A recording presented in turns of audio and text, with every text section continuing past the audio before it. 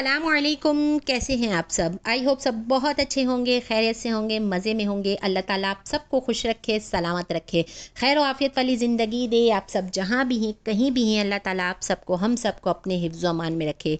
तो आज मैं बिल्कुल मज़ेदार सी मटन रेशेदार हलीम बना रही हूँ। सारी दाल की क्वांटिटी आप लोगों को दिखा दी है। चारों चीज़ें मैंने सेम क्वांटिटी में ली थी। माश की दाल, चने की दाल, जौ का दलिया, गंदम का दलिया, ये सारी चारों चीज़ें मैंने एक एक पाव ली थी। और मूंग और मसूर की दाल की क्वांटिटी मैंने उससे थोड़ी कम ली थी। सारी चीज़ों को एक साथ भिगा कर आप लोगों ने थोड़ी क्वांटिटी में चावल भी भिगा देने। बाकी यहाँ पर सारे इंग्रेडिएंट्स मैंने आप लोगों को दिखा दिया है। मटन के मैंने बड़े बड़े पीसेस रखे हैं। रेशेदार हलीम बनाने का यही राज होता है कि आप लोगों ने जो गोश्त का पीस होता है, बिल्कुल बोनलेस जो गोश्त है होता है, आप लोगों ने बड़े बड़े पीसेस में रखे हैं ताकि जो हलीम जब बनती है, जब हम उनमें घोटा लगाते हैं तो वो रेशेदार बने। तो यहाँ पर ऑयल ले लिया है 1.5 कप। तो मैंने प्याज भी डाल दिया है, 5 बड़े साइज़ के प्याज लिए थे। साथ ही यहाँ पर दाल को भी उबलने के लिए रख दूंगी। दाल है, दलिया है, चावल है, सारी चीज़ें एक साथ ही मैंने यहाँ पर उबाल लेना है, क्योंकि टाइम शॉर्ट होता है मेरे पास, गैस जाने का टाइम हो जाता है, ये सबसे बड़ी प्रॉब्लम है। तो यहाँ पर हाफ मैंने हलीम का मसाला डाल के उसको उबलने के लिए रख दिया है। अब यहाँ पर हलीम के लिए कोरमा तैयार हो रहा है। प्याज को मैंने यहाँ पर ब्राउन करके थोड़ा सा सेपरेट कर लिया है। बाकी प्याज में हमने यहाँ पर अदरक लहसुन का पेस्ट डालना है। 4 खाने के बड़े चम्मच मैंने अदरक लहसुन का पेस्ट डाला है। और यहाँ पर गोश्त जो है 1.5 किलो है मेरे पास। तो यहाँ मटन मैंने 1.5 किलो लिया है और थोड़े बड़े बड़े से पीसेज में है।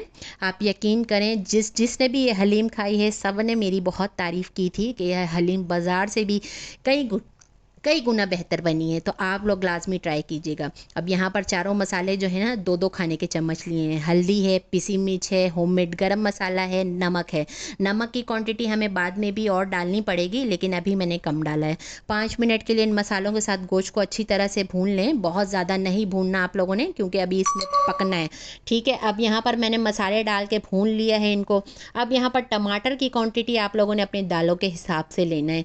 मैंने यहाँ पर तकरीबन आधा किलो से थोड़ा सा ज़्यादा यहाँ पर टमाटर लिया है, करीब करीब 3 पाव। अब यहाँ पूरे 1 पाव मैंने दही का इस्तेमाल किया है।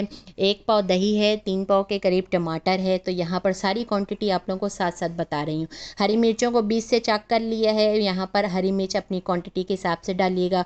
2 अदद नींबू आप लोगों ने लाजमी डालना है, स्किप नहीं करना, मोस्ट इंपॉर्टेंट है। अब यहाँ पर धनिया पुदीना की क्वांटिटी आप लोग देख लें, प्याला भर के मैंने डाला है। मसाले आप लोगों के परफेक्ट होंगे तो मज़ेदार सी हलीम बनाने में कोई कसर आप लोगों की बाकी नहीं रहेगी। तो सारे मसाले मैंने यहाँ पर डाल के इनको अच्छी तरह से मिक्स कर लिया है। अब आप लोगों ने यहाँ पर पानी डालना है। पानी भी इतना डालना है कि आप लोगों का जब प्रेशर लगाएं आधे घंटे के लिए, पौने घंटे के लिए, तो ये पानी यहाँ ड्राई नहीं होना चाहिए, नहीं तो कोरमा का जो जितना भी टेस्ट है सब ख़राब हो जाएगा। अब यहाँ हाफ मसाला जो मैंने बचाया था वो मैंने अभी इस पॉइंट पर डाल दिया है। मैंने यहाँ पर 2 पैकेट मसाले यूज़ किए थे, क्योंकि मेरे पास दालों की क्वांटिटी ज़्यादा थी। तो यहाँ पर आप प्रेशर लगा दें। यहाँ पर मैंने 45 मिनट के लिए गोश्त को अच्छी तरह से गला लिया है प्रेशर में। अब दाल भी यहाँ पर गल गए थे, तो मैंने इनको थोड़ा थोड़ा सा ग्राइंडर में डाल के तो इनको ग्राइंड कर लिया है। और गोश्त के मैंने यहाँ पर इस तरह से सेपरेट करके इनको रेशा कर लिया था।